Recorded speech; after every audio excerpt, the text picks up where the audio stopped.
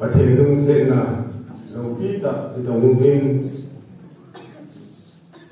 อิสมาขอบพิวผ่านลุงเป็นตัวนี้พอพิจารณาประเทศนี้มุสาวาทุกพักอาจงอะไรกันกินบอลมาว่าอาจารย์ต้องดึงหัวผู้ที่กินหัวที่ Ordination Service หัวปันทีที่มาพัดผ่านมุสาวาเข้าประเทศสุดผ่านมาสานทางวันเที่ยวเที่ยวผู้ที่ข้าพัดจ้องสานรักมันสานเที่ยวจูวิจิExecutive Secretary Pun Hatta Pudit Doai Silang Kota Bulang Rendalang Pumpihin Ama Hong Lut Masangin Tujing Kanjong Nito Pom Atin Dalam Nato Nadingin Set Pom Ichozo Si Pu Pastor Ichaungan Moderator KCC Assam Synodประเทศนี้อาหารก่อนเล่นนี่เป็นดินเจ้าเพียงเล็ก Executive Secretary Pun ทัศน์ขอสุดเห็นผู้ดูดินดินคนเป็นดินลายเหตุบ้านบ้านที่มันจะเห็นเพียงเล็กที่จะกิน Ordination สังเรื่องหลังอุกิคุเซนเจ็ดสินั่นนั่นอะไรดูฟังคงต้องสิ่งที่ตัวสุดผู้ดูเป็นอันที่มีเจ้าสิ่งประเทศด้านนั้นสุดเที่ยวที่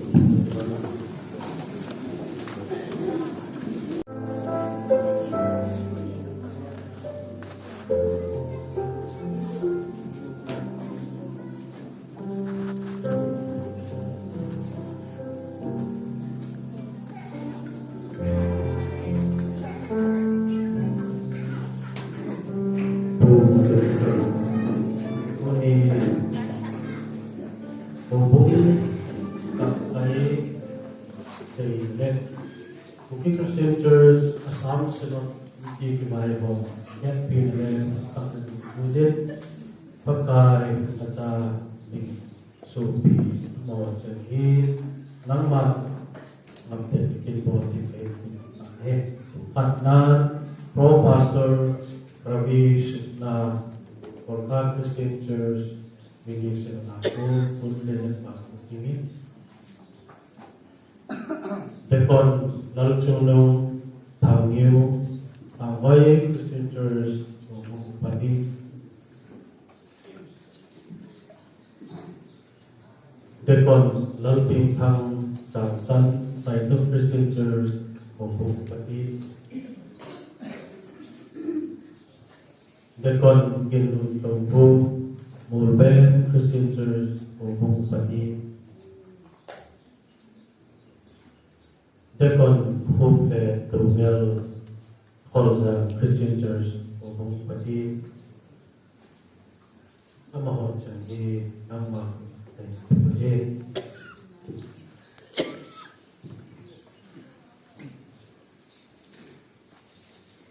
Kita dokter P.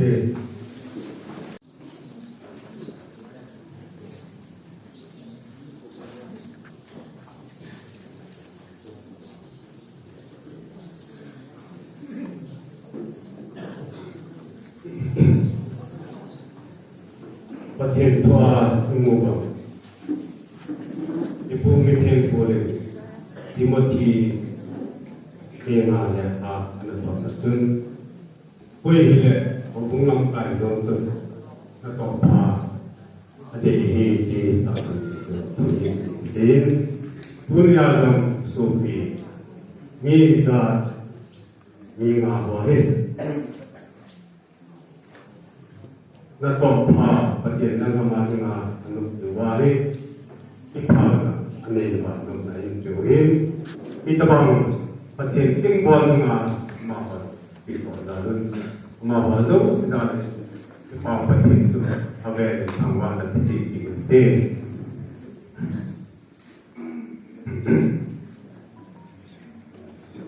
wanta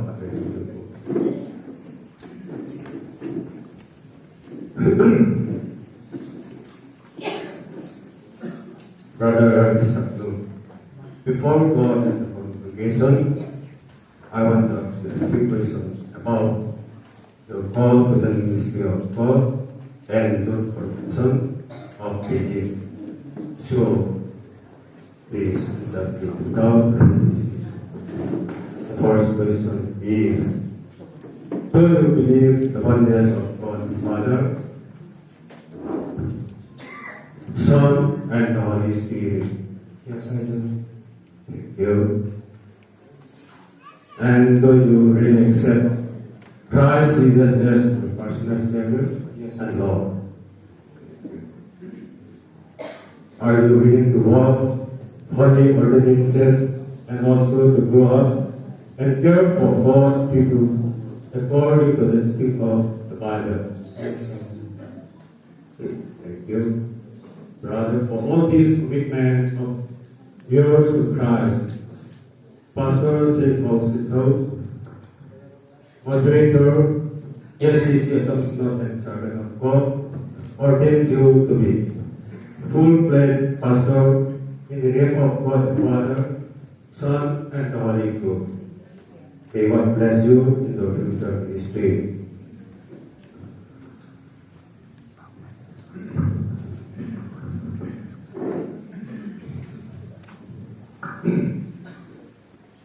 So be conเราจุนนุงทางเดียวนั่งมาปฏิบัติเสร็จป้าจะป้าก็เลยเราเองนักต่างศาสนาจุเลยและสุขคริสต์จุนรู้เองพูดเลยนั่นแหละป้าที่มาในที่สานบอกนะ Amen. Kakishaman. มีเขาคุ้มปฏิบัติสุ่มที่มาห้องเราแต่ถ้าต้องเรียนกงอายุอันนี้ปาคริสต์นี่บ้างมีเดียสุ่มสุดเลยกายไว้ที่มาจังแต่ต้องบอกนะ Amen. Amen. Bible through Christian Church to look be dicta, tin be the Biblia long it, the look bomb now. Amen. Amen. When Lhanghoi Bolivia, Hopum Laisia, Pitana, Hopum Dano, a kibol power, the talking out of him, the look bomb now. Amen. Amen. When now man look now. Natasan na po ng Luhin, pagkailan sa Pastor Sitlhou. Moderator KCC Assam Synod. Paan sa pa, tulad ng pagkakinin. Huwag upa Lhanghoi din, akit na tulad ng kita.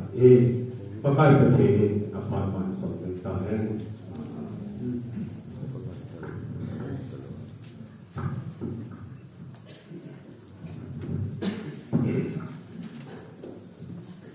So he began long paying tangsan. Kung pating sung tibay hong nawa, tatal tong yan kung ahin, anay pakistahin hindi natasan. Ito kung tibay hong sung ahin, dating tutunan, ay huwag ng ahin, nagipit ko hong na. Amen. Amen. Patil hapset. Pata tulad ng aking pinatasan. Temple, Kristal Missouri, pahuing bulat kaliang pahet dilawin, nanong na. Amen. Amen. Bible Hill, Christian Church, in Khoppi, Tinkia, Kibia, ito na tanong ngayon nagpipit na. Amen. Amen. Sa ito, hubungan natin ang katagtog ng pito na huli niyang hubungan lang siya pagkailang pera at ito ang atong nung naninig na. Amen. Amen. Nang manatasan, nilog na napunto. Yuyahin, pagkailang sa Pastor Sitlhou, Moderator KCC Assam Synod. Pa tulad ng aking pagpipinahin. Hindi sa ito, hubong palingahin, kapulit ang pagpipintan. Maka berkini sepanjang tahun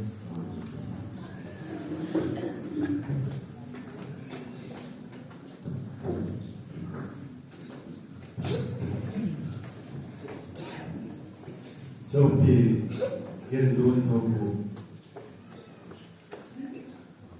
Nangman perhimpunan Pada Yesus Kristus Harau Kita Natas Dengan Kristus Yesus Ibu Pun Kalian baik ini Kisah lupa Nah Baik Ikibat orang nau Perhimpunan Sungguh Hati datang dia itu hari, ane pa pati dah superstar ni, kami dia kaya ini, dia tinggal ada ni, nak mau nak. Amen. Amen. Bible tu begitu tu. Kalau Christian Church di dalam ini, dua kita, Pada dengar ini, di dengar ini, di pintu orang ini. Amen. Kita doa.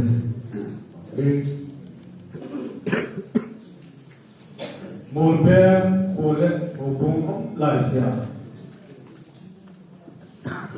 Ini hubau, ini parti, ini untuk Bible tahu. Amalan dia, kini hubung itu berkolek di dia, jadi dengar ini, dan orang Amen.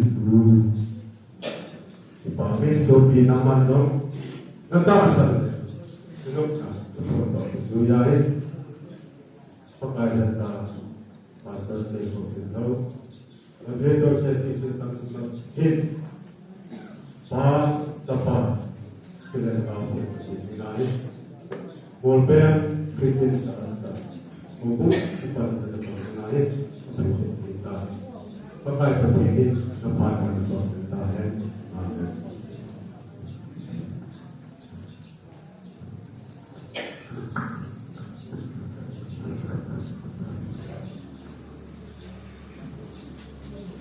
Sopi bukan tunggal nama dong pati vaksin pa apa kena apa itu kata sama ina. Enggak kata sana. Ni, perhatian semua pun kepada orang lain. Ada terdapat mana, kibol, kibol mana, ani pa kita ni mana, ani dia kibol tinggal, tinggal tinggal dong kibol mana. Amen. Kebetulan. Pakai Bible tu kita. Select Christian Church Bible now in Khoppi, Pita, Diphu, di ngalang ni, itu apa nak? Amen. Amen. Balza, hukuman ada problem itu ada. Tam semua hukum Malaysia, agam luar. Pakai pun boleh malu, lupa bina. Amen. Amen. Nama nama taksan. Lupa foto, duyai. Pakai kata pastor Sitlhou. Moderator KCC Assam Synod. Apa dengan kau yang binahi. Kalau Kristen jasa, hukum pada sesuatu kita binahi pengatur kita. Pada diri Allah Taala. Amin.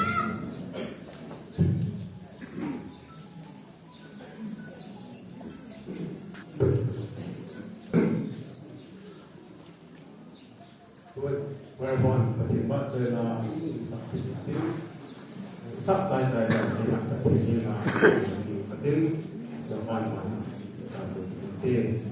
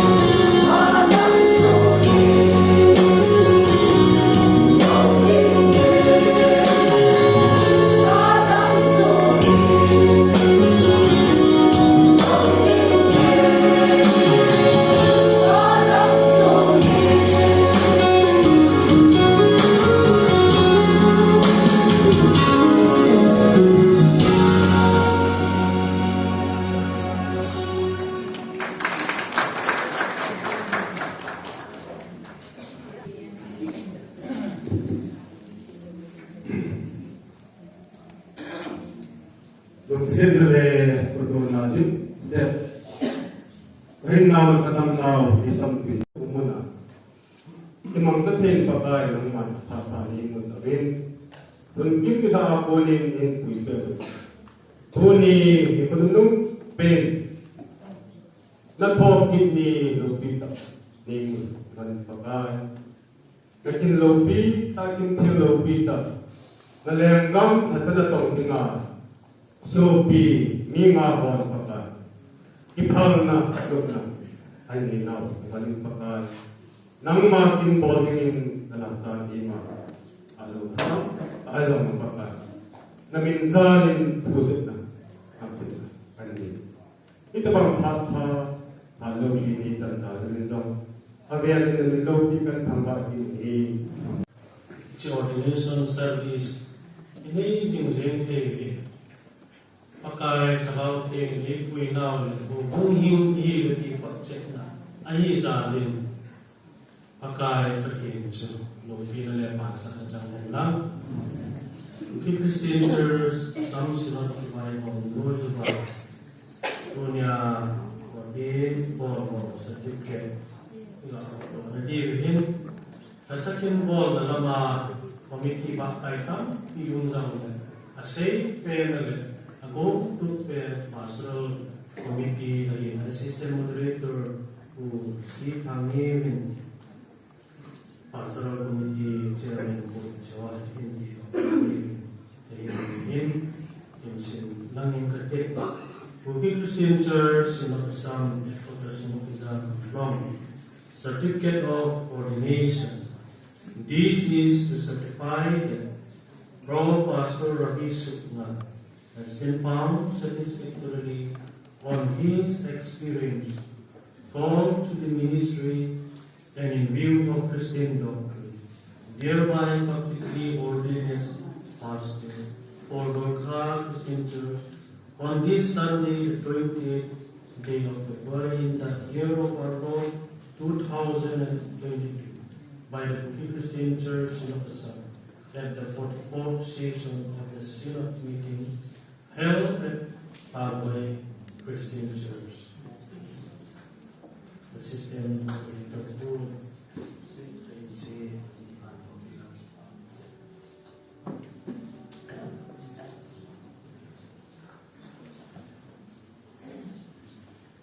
Pro Pastor is na khoppi ng apio.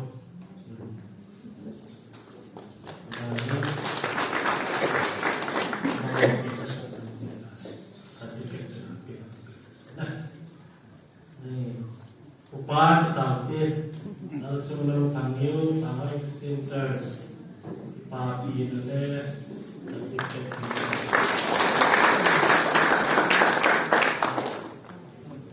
Upat lebih tang Jaksan Sitlhou Christian Church.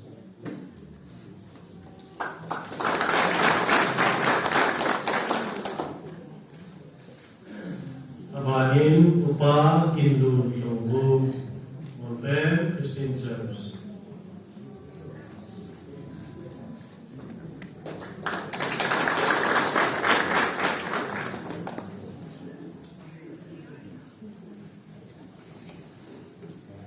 Abahin upa Buklet Dongel Kozang Christian Church.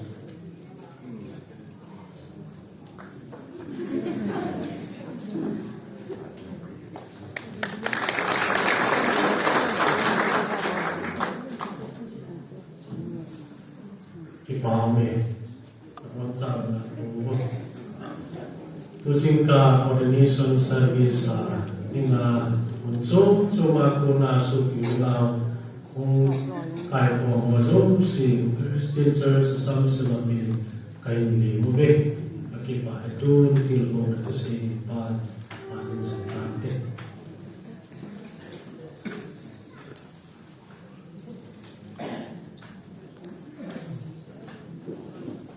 Tunin ko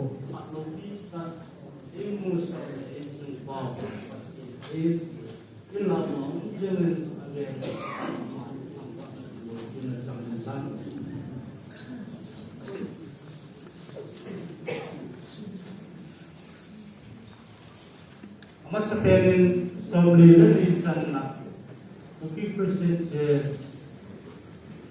pile untuk si ilan kamahir yang na samsunga pangkai pu aku na dek ngo si pathiru lek vai ho na de KCC Assembly thakanen onsa din ai lu tak pada sama ke de kan lo kita samsung pangkai on kita Điều là tao riêng các bao mà đâu có tao có thì họ có tiền gì hết họ những cái như này rồi là cái các xã côn họ những cái như này là tao sắp tới ban cái đặt mổ ăn nát rồi cái cô chú mình cô những thân cái chết chuyện gì we have to follow the footsteps Jesus suppose Point teacher to không thì còn nó mà tổ hồn đấy chú đấy Gen nốt kêu ấy tôi còn phát trường kêu tôi suffering zone Hồ tôi mong đi bắt đi là smart tắt trong mà sắp kèn quảng xếp cái gì xin khám phép tôi nó lại là cho mà con bạc tắt trong đi mà áp hẳn bạc tài Ini là bạc tài đi bằng xem tương bản đối với Christian sắp phép về đầu tiên có thể chấp hành lắm nó chiêm qua và nó có hồi bơi bác rai mong xì chừng cái mi cầm mô mi đâm hô cây bô bê thì thú chơi cả thú anh lòng là nó mà chú bác rai mà nó nó đây xa tiếng gọi là quý bí sẵn nhau sẵn nó không nắng mà cùng Amin Diphu Pastor Ordin Thempu kita semua tilkomna orang lain asalin amat mengenal batu batu ini tuhin matong ta bu kalau tuhi matong ta yang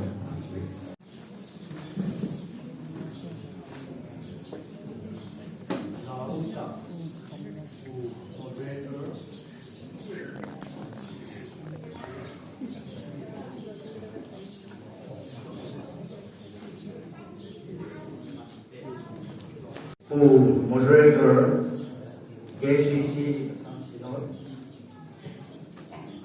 Moderator KCC Assembly, today Ijalana Daisa Senior Pastor in Ordain Ordain. Today let me Diphu effort share the world. Today let Adea to Ordain kibol chuni hini nga he Reverend Pastor kadahin hobung family eho pausi aise margam sasem ki margam sasem ki jam tera ma kiam phat je pe ki lo te eho insum tu ade te amuntalo papa long dia boleh na sa cái họ đi các bác sĩ cũng rất là thế từ cái là xây làm thiên lệ từ cái nêu ra dài cái gì nó như thế thì theo chúng là cái mà xây thiên lệ xin nó sai là cô là ngõ có mặc ra này gì cái những cái bỏ khác cái sạch thì ta muốn cái vật thì cho ngõ nó đây cả rồi nó đây lệ Sakau ko tak katakan video ini. Juga saya masa ini. Bahu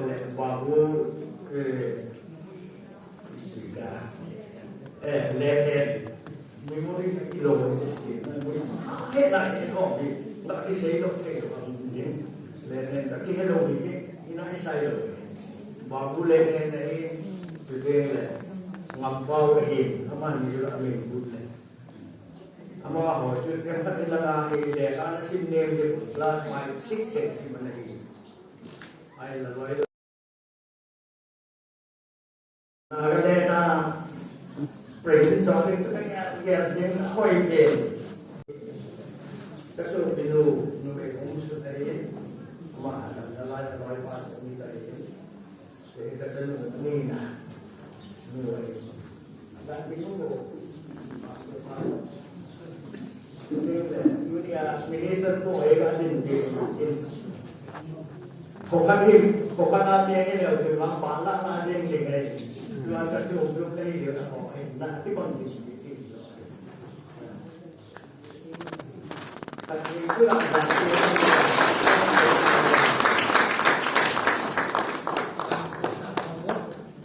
Kopi lang ka. Dito.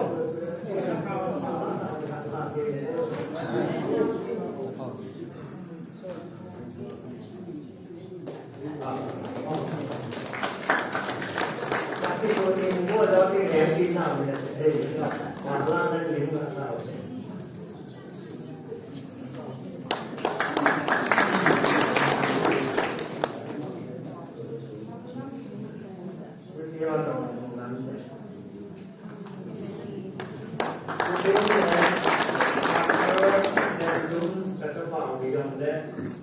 Ordination dito na tikete, dunia mga Ordain niya.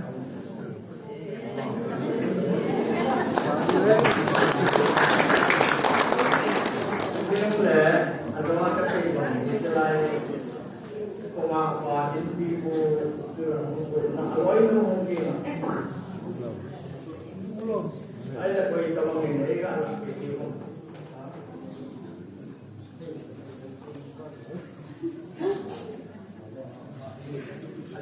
Kita nila akan na ako lang kaling iba ako santi dasi mata nasa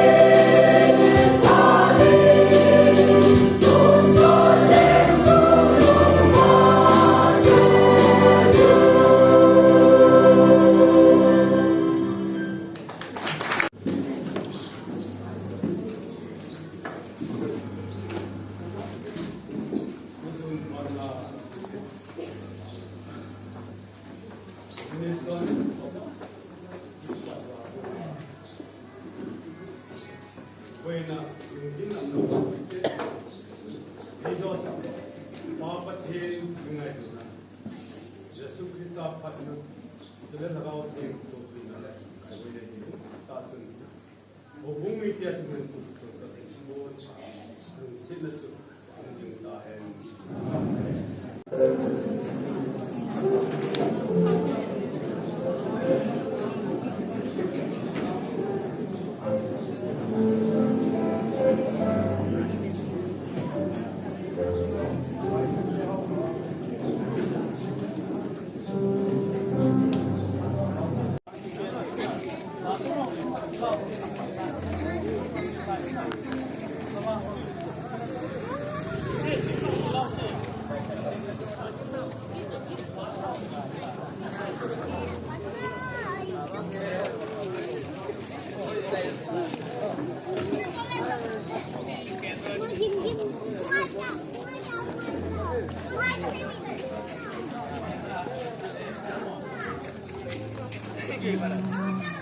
belum pernah Sitlhou. Ini mana lo?